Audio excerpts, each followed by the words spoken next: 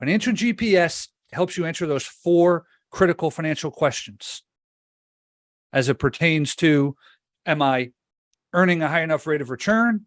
Am I saving enough? Can I retire when I want to? And, or if I don't do anything differently, will I have to reduce my lifestyle in retirement so that I don't run out of money? Financial GPS allows you to answer that with a bit more detail. I sent out the online questionnaire last Thursday, and I got it back on Monday. Okay, so they spent the weekend going over it. When their stuff comes in, all their data is pre-populated in here. So you just want to make sure that if you get somebody that comes in via that online confidential questionnaire, that all that data goes in here and it's correct. Okay. So what I love about this is, so you can see here. So here we are making, date of birth, making 125 grand, gets a $10,000 bonus. And then Marilyn, and again, they're 47 and 46. What do they do for a living? So he's making 125. She's making 60 grand. What is their effective tax rate? They thought 25%. Fair enough. Retirement lifestyle, 108,000. It's solved for that based on the data that they put in there. But then they have kids, so that automatically carries over. And then they put in the data for all of this stuff. What do I have in my 401k? Okay, 410,000. Roth IRA. They have an E-Trade account, and they said inheritance. They have a house, it's worth 650 grand. They have a mortgage against it, and the data was in there. They each have $500,000 of term life insurance. And then they put in some college costs for the future. Awesome. Okay. So what do you now do with this information? This is what I just absolutely love. So very quickly, you go right back here to Financial GPS and the 4 most critical financial questions everyone faces. And so what this does is it populates everything that they're doing on one page. It's awesome. And so everything is here. And so now what happens down here in the lower left-hand corner, well, actually, you know what?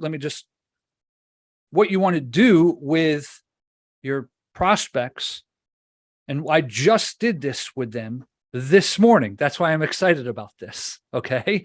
Is we went over for detail. Okay, here's all of their stuff. Then you say, oh, what is your income? There it is. It automatically carries over. And then you go 3, where are you putting some money? And it's all in there and it's labeled correctly. 4, now this is where they are telling you so much. See, they have a $296,000 mortgage at 3.1%, but their monthly principal and interest is exactly $2,000. So that should be a major hint. Well, what is that? So now I asked them, is this does that 2,000, is that taxes and insurance, or are you rounding up? Talk to me about that. And they said, oh, no, we're rounding up. We want to get that mortgage paid off more quickly. Ding, ding, ding, ding, ding. Like, okay, don't judge them in this time and place. You're just in the fact. But so that 2,000, so I have to find out what is their true principal and interest. Okay, but I know that they're paying extra. Got it. And then they have their house. It's over here. And then number 6 here, this is term insurance that they have now, and then any other future expenses. They put all this in there already. Awesome. And then 7 is, all right, what do you want your lifestyle to be? Now, what I like about Financial GPS is, see this 24,990 that's in expenses here. Let me just, this right here. What that is, for those of you paying attention at home, though, that is their mortgage payment, $2,000 a month, plus their term life insurance premiums. So those are the expenses for them that we kind of carved out. Everything else, their car payments, their groceries, their, paying for private high school or whatever it is, everything else, vacation, that is in the 108,201. Okay, pretty cool. So that just very quickly, so we know that there's 195 coming in. So we go like this. Let's just follow this. 195 coming in minus 12,500 that he's putting in on a pre-tax basis. So 182 is hitting the tax filter. They're paying $44,000 in taxes. So they have 150,491 that they are then deciding, what do we do with that money? And that's going right. Oh, some of it is going up into they're doing Roth IRAs. So it's going up like this into that. And then the rest of it is flowing through. Some of it's paying down mortgage. That's the 24,000. Some of it's paying for term life insurance. And the rest of it is lifestyle. Awesome. Let's get in the time machine here. How do you think these folks are going to do? Think they're going to make it? Are they going to run out of money? Think they're going to run out of money, Valerie thinks. Okay. So let's go year by year. Okay. And now 51. I'm going to pause right there just very quickly. The reason I'm pausing is you're going to notice there's a big withdrawal here. What the heck is that? They got to pay for college.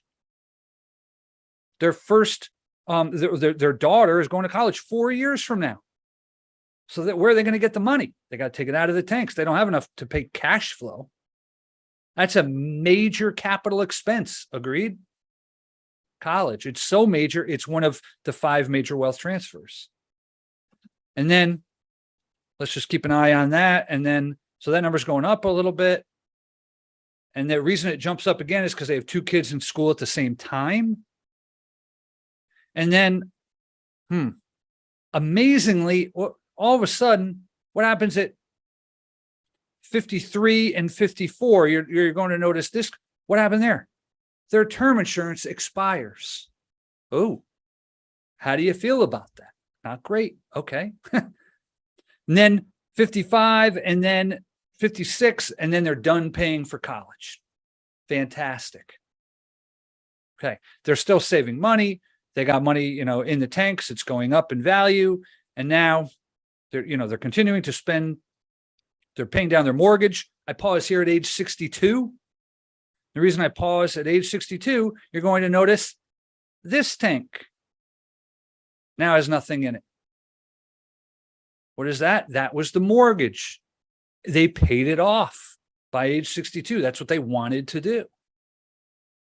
And so now we go like that. And that's why now they're able to save more. They're able to now put what had been the mortgage payment into some kind of tank moving forward. And so they do that for a number of years. And then we get to 67. And then now they're done at that point. They're done working. So what do? Well, now they have to start taking money out of the tanks to support a future lifestyle that's the same lifestyle as today, adjusted for inflation, and hope that they don't run out of money before life expectancy. So 68, 69, okay. They're spending the money. Notice that money, it's going down. 82 years old. They're out of money. We don't like that. Okay. They've got their house. Okay. But so this is, again, it's just, how do you feel about that? And then you can get right into answering their 4 questions. What rate of return would you need to earn? So calculate the rate of return to have your money last through 95. It's going to think about it. It's going to say, oh, 7.95. Is that more or less risk than having to only earn 6%? More. It's actually almost a third more. But you would go through and you would talk to them, answering those 4 questions. And ultimately, what it boils down to is they say, I don't want to work longer. I don't want to take more risk. I don't want to reduce my lifestyle. So what's the answer here? Well, the answer is saving more. So they're currently saving $14.42 a month. We go like this. This says you would need to bump that up to $3,063. So about $1,600 a month of increased savings. How do you feel when you see that number? Oh, it's impossible. No way, right? Okay. Well, do you remember what I do for a living? I help people become more financially efficient by helping them find the money that they're losing unknowingly and unnecessarily. Would you like to go through my process of finding the money? If I find the money, will you save it? Yes. Great. On a scale of 1 to 10, 1 being, this has been the worst waste of my time. Can't wait to leave your office. 10, this is spectacular. Let's get started. Where are you? They say 10, let's jump right into it. They say anything other. If they say 7, 8, 9, are you saying 8 because you had some questions, or was there something that you would hope that I would do that maybe I didn't talk about? Or you know, what is it? Or is it you just don't think I'm going to find the money? More times than not, people are going to say, I don't think you can find the money. $1,600 a month more? No way. Okay. Well, I don't know if I can find $1,600 a month, but you're rooting for me, right? That's the question you got to ask. Yes. Okay. So